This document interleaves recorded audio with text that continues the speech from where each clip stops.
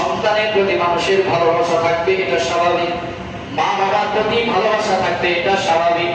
সন্তানের প্রতি মা বাবার ভালোবাসা, মা বাবার প্রতি সন্তানের ভালোবাসা থাকবে, স্বাভাবিক ব্যাপার। এটা আল্লাহ তাআলা একটা জাতিগত ব্যাপার সন্তানের মাঝে দিলেন, মা বাবার মাঝে দিলেন। স্ত্রীর প্রতি স্বামীর ভালোবাসা থাকবে, স্বামীর প্রতি স্ত্রীর ভালোবাসা থাকবে। অর্জিত সম্পদের প্রতি বান্দা তোমার ভালোবাসা থাকবে, এটা স্বাভাবিক ব্যাপার। তবে এই ভালোবাসা যেন এমন রূপ না গ্রহণ করে, এমন রূপ ধারণ না করে। এই ভালোবাসার জন্য আল্লাহকে তুমি ছেড়ে দিলা, এই ভালোবাসার জন্য রাসূলের ইতাআতকে ছেড়ে দিলা, এই ভালোবাসার জন্য আল্লাহর পথে লড়াই করা, জিহাদ করাকে ভুলে গেলা। সাবধান! এই সম্পদের ভালোবাসা, মা বাবার ভালোবাসা, স্ত্রী সন্তানের ভালোবাসা যদি তোমাকে আল্লাহ থেকে দূরে সরায় দেয়, এই ভালোবাসা যদি তোমাকে রাসূল থেকে দূরে সরায় দেয়, আল্লাহর পথে লড়াই করা থেকে যদি তোমাকে দূরে সরায় দেয়, মনে রাখতে হবে তুমি কাউমুল ফাসিকিনের অন্তর্ভুক্ত হয়ে যাবে। আর আল্লাহ তাআলা আল্লাহু লা ইয়াহদিল কাউমাল ফাসিকিন, আল্লাহ তাআলা ওই ফাসিকদেরকে কখনোই হেদায়েত দিবেন না। নাউযুবিল্লাহ।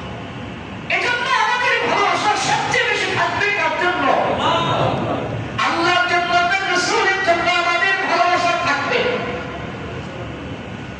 এই ভালোবাসার বহিঃপ্রকাশ কিভাবে ঘটাবো? রাসূলের সিরাত জানার মাধ্যমে।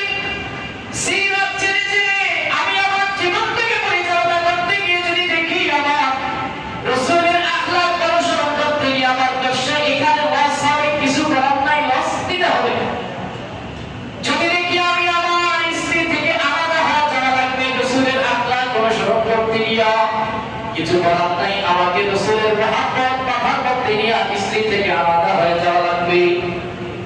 যদি দেখি সন্তান থেকে আলাদা হয়ে যাওয়া লাগে রাসূলের মহব্বতের কারণে, যদি দেখি আল্লাহর মহব্বতের কারণে সন্তানকে দূরে সরায় দিতে হয়, বাধ্য আমি আমার আল্লাহ রাসূলের মহব্বতের কারণে আমি আমার সন্তান থেকে দূরে সরে যাব।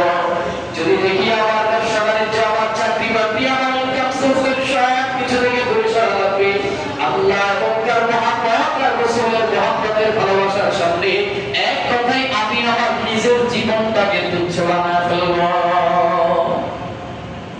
আর এই আগ্রহ কখন আসবে? রাসূলের সিরাত জানার মাধ্যমে আসবে। কেমনে? আপনারা আমার পয়গম্বর দ্বীনের জন্য কত কষ্ট করে গেলেন, ইসলামের জন্য কত কষ্ট করে গেলেন।